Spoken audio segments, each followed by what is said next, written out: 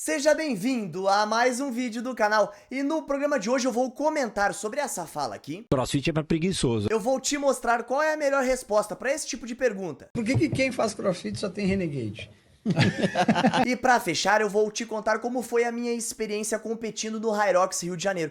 E aqui eu já vou contar vários pontos que ninguém falou sobre essa prova e alguns deles me decepcionaram. Se você gostou do conteúdo do programa de hoje, me acompanha até o final desse vídeo.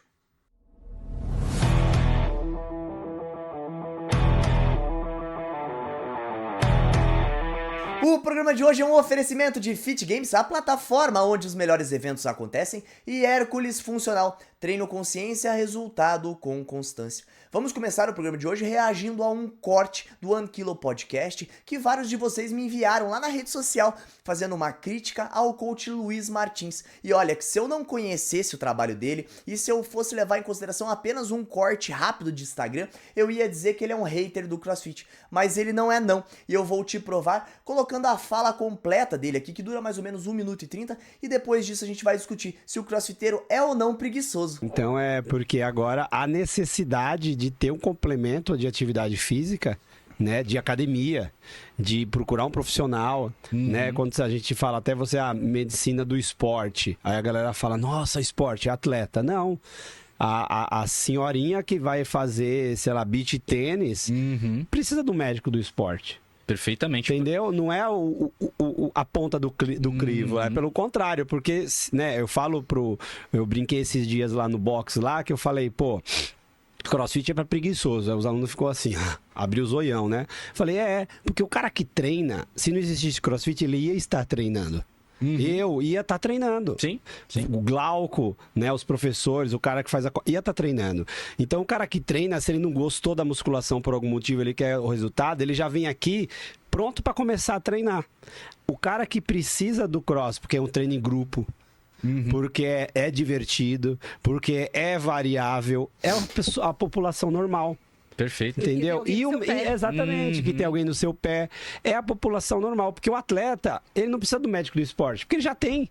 Sim. Ele já vai passar pelo processo, o atleta já vai treinar, ele já vai fazer. Livre, espontâneo, agora, ele já decide. O cara que começou lá e né, fez bariátrica, ele precisa do médico do esporte agora. Mais outras coisas também que ele precisa, mas então, aí a galera foge disso, né? Como se fosse, não é pra mim, porque é só eu vou ficar o Rambo, vou virar o Hulk. Não preciso. Pra mim é um treininho de leve, mas tem que ter um acompanhamento igual tem que ter um professor hoje. Ou então liga procurar uma muito academia. Aí a fala completa do Luiz Martins, que é um coach de CrossFit, é um apaixonado pela comunidade e pela metodologia, assim como eu. Então ele não é um hater do CrossFit. Talvez a frase dele tenha sido mal interpretada, mas eu vou falar pelo menos o que eu achei sobre esse trecho. Só pra gente começar já falando, ele tava numa entrevista com o Rodrigo Ruas, que é um médico do esporte. Então eu separei 2 pontos sobre esse corte. O primeiro deles é que ele tava tentando dizer que o médico do esporte é pra todo mundo, não é apenas pra atletas profissionais. Ele é pra aquela pessoa que saiu da bariátrica, pra alguém que precisa perder peso, porque o médico do esporte ele te ajuda a maximizar os resultados do exercício físico. Então é isso, pessoal. Todo mundo que faz CrossFit, que tem um objetivo, emagrecer, um ganho de massa muscular ou até performance, deve sim procurar um médico de esporte para te assessorar. E o segundo ponto é em relação ao CrossFit ser um esporte para pessoas preguiçosas ali. O que eu entendi dessa colocação que ele fez? Que o CrossFit é um esporte para aquela pessoa que precisa de um algo a mais, que simplesmente a academia não deixa ela animada, não faz com que ela vista a roupa e saia de casa para treinar. E nesse ponto o CrossFit sim, ele é muito motivador. Várias pessoas procuram o CrossFit pelo treinamento em grupo, pela metodologia, por ter workout que te cobram a sua melhor performance diariamente. Então, nesse ponto eu concordo com ele. O CrossFit ele vai sim atrair aquele público que não se sentiu em casa em nenhum outro esporte. Eu mesmo não consigo voltar a fazer apenas academia. No final desse ano eu estava recuperando de várias lesões, então eu falei, eu vou fazer uma academia. E eu não consigo. Eu entro numa academia, o treinamento é muito parado, eu sinto falta do CrossFit, falta da galera, falta daquele espírito da boxe. Então eu mesmo, fora do CrossFit, eu me sinto uma pessoa preguiçosa. Antes de avançar para o próximo assunto, gostaria de dizer a vocês que tem 2 entrevistas com o Rodrigo Ruas lá no One Kilo Podcast, Uma delas que eu tirei esse corte aqui do programa e a outra que fala de hormônio anabolizante. Eu vou colocar aqui na descrição desse vídeo, por favor, entrem lá, sigam o canal deles para ajudar, para dar um engajamento e assistam essa entrevista porque ele fala várias informações muito boas sobre o hormônio anabolizante que me esclareceram várias dúvidas que eu tinha e eu acho que vocês aqui do canal que gostam desse assunto vão se surpreender com essa entrevista. E agora nós vamos falar de um novo corte, agora feito por um hater do CrossFit. Sim, o pessoal do Café com Ferri Podcast fez uma pergunta bem inconveniente. Porém, quem estava na mesa era Paulo Musi, o defensor máximo do CrossFit, que é uma pessoa extremamente renomada, com um currículo invejável e que deu uma resposta surpreendente. Nem eu tinha essa resposta na ponta da língua e derrubou os apresentadores. O fisiculturista é o sujeito que está no meio do caminho. Ele não consegue tanto peso quanto um powerlifter. E ele não consegue um aeróbio tão bom quanto um endurancista. Só que quando ele é colocado para fazer peso com muita repetição, ele é melhor do que os dois juntos. Então é uma condição meio híbrida. É essa condição que muita gente que faz CrossFit, por exemplo, desenvolve um físico legal porque consegue esse equilíbrio. Ela faz o peso do CrossFit, mas ela faz na demanda do fisiculturismo. E aí ela consegue com aquele físico elaborado. Ah, mas tem gente no CrossFit que não consegue. E sim, porque eu tá muito pro lado da endurance ou porque tá muito pro lado da força. Por que tu é contra o CrossFit? Não, eu sou a favor do CrossFit. Eu tô enchendo o saco. O CrossFit, ele é o Por que, exercício que o CrossFit tem tantos haters? É. Cara- Por que quem faz CrossFit só tem renegade? Por que quem faz CrossFit tem renegade? Cara, porque toda minoria organizada causa uma inveja na maioria desorganizada. A Toma! verdade é essa. Então, eu acredito que as academias, ou os box de CrossFit, né, como eles chamam, eles são muito organizados. E uma das coisas que uma tem seita. tem uma questão motivacional e de propósito que é muito forte no cross. E porque você não fica competindo contra a academia inteira o supino que você faz. Mas no CrossFit o WOD você fica. Porque o WOD ele é compartilhado. Normalmente as pessoas elas fazem junto aquilo que é o workout of the day. E aí você quer fazer mais que o outro, é lógico. Perfeita colocação do Paulo Musi. Eu não gostei nada desse podcast Café com Ferri. Eles são muito inconvenientes. Paulo Musi tem muito conteúdo a apresentar, falando de todos os esportes, e eles interrompiam eles com brincadeiras o tempo todo. Até o Paulo Musi estava meio puto.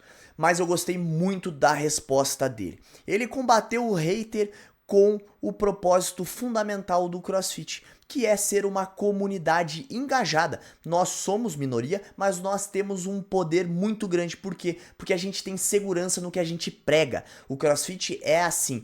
E ele colocou vários pontos bem legais nessa entrevista. Antes desse corte em si, ele estava falando qual que era a diferença de um fisiculturista para um powerlift. Ali até achei que o Paulo Musi deu uma puxada um pouquinho a mais, dizendo que o fisiculturista é um pouco mais híbrido, porque ele consegue fazer mais repetições de cargas pesadas ali.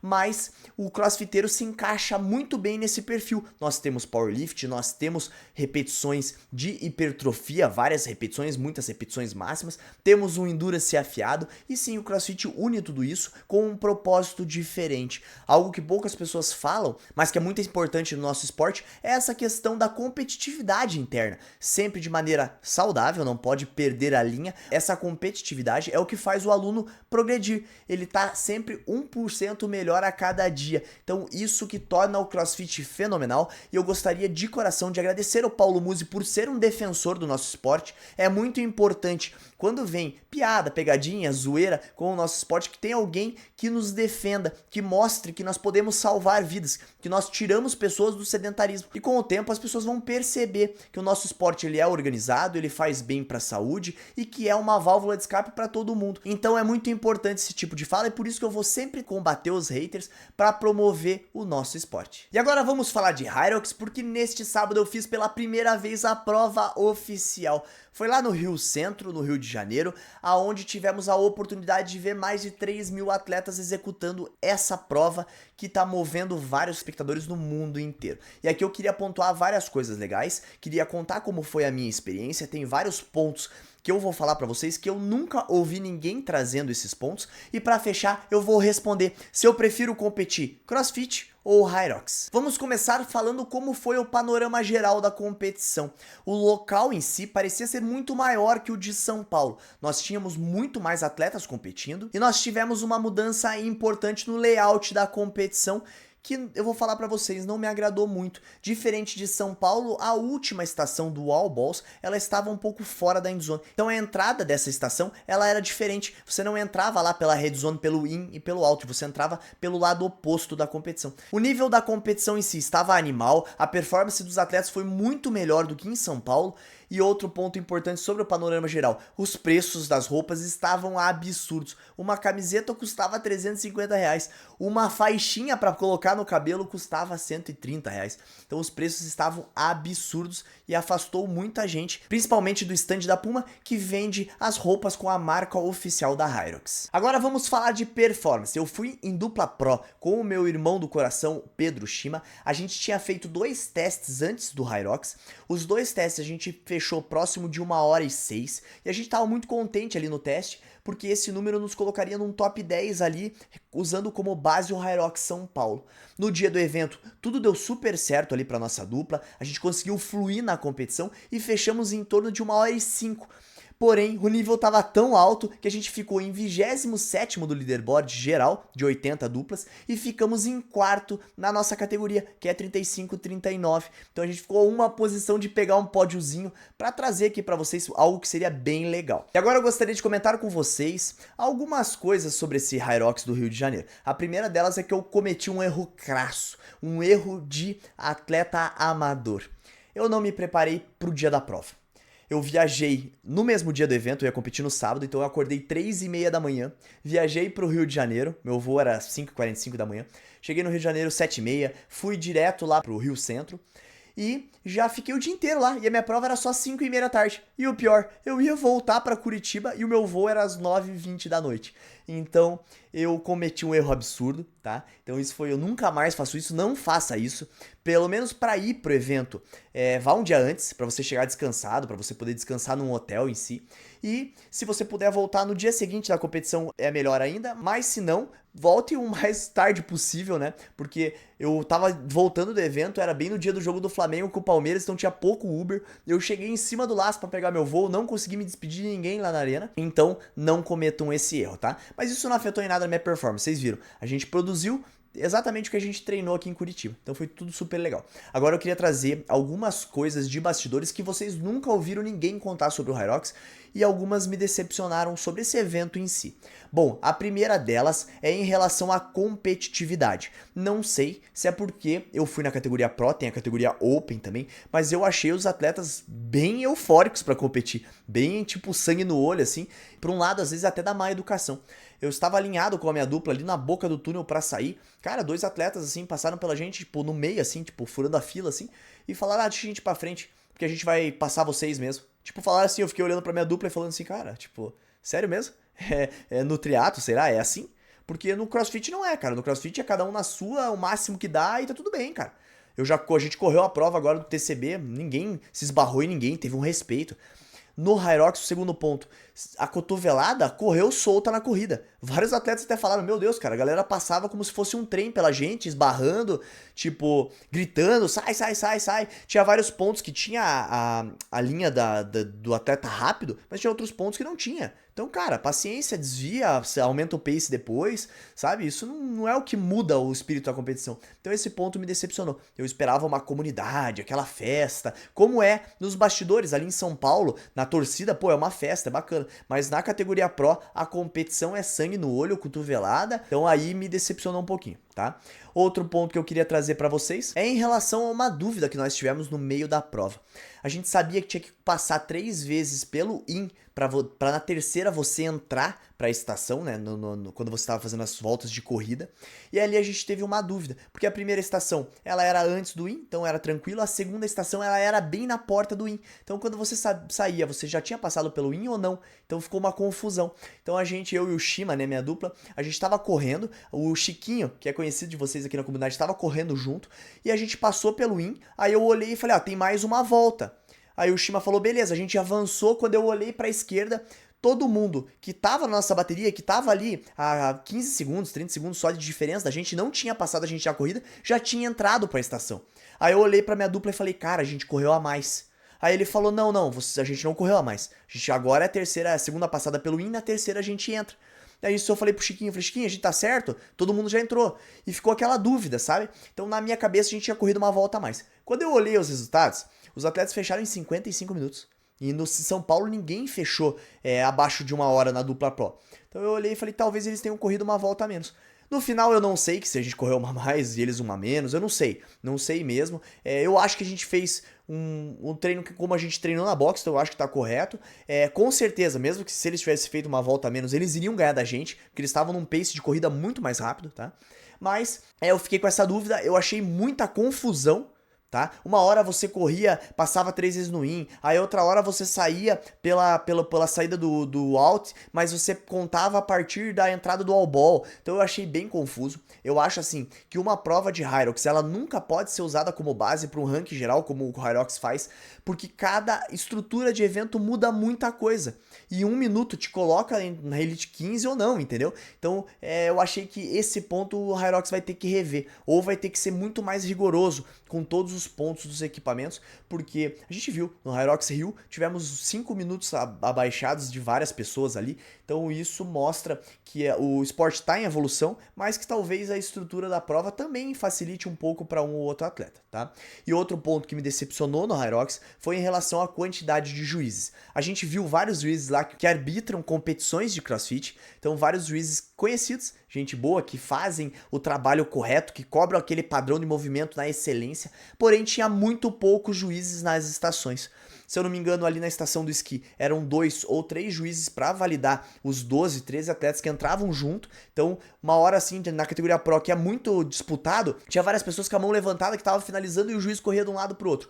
Na estação do Burp Broad Jump, eu achei um absurdo. Tinha um juiz a cada 20 metros. Então tinha 4 juízes para validar 80 metros. E muitas vezes entrava 6 duplas ao mesmo tempo. Como é que o juiz vai ver o atleta batendo o peito no chão, não passando o pé da mão quando fizer a subida do burp, não jogando as mãos mais para frente do pé na próxima sequência de burp? Então, pessoal, infelizmente não tem como validar todos os atletas ao mesmo tempo. Então, na minha opinião, o Hyrox deixa muito a desejar. E olha que eu participei da categoria Pro, nesses padrões de movimentos, nessa cobrança, eu não vi ninguém tomar punição ali. Cara, não vi ninguém. Depois do leaderboard, tentei achar onde achava as punições, não consegui. Se alguém puder me informar aqui nos comentários como que acha as punições dos atletas.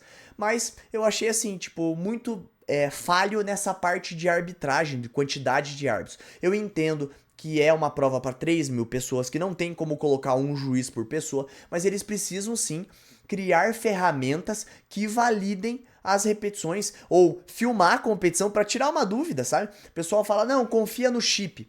Pessoal, infelizmente, a gente sabe que algumas coisas dão errado. E olha, pode até dizer aqui nos comentários, o Gulinho tá chorando porque foi mal. Não, galera, fui super bem. Eu e minha dupla entregamos o máximo, não tinha mais pra gente entregar, então foi a nossa performance.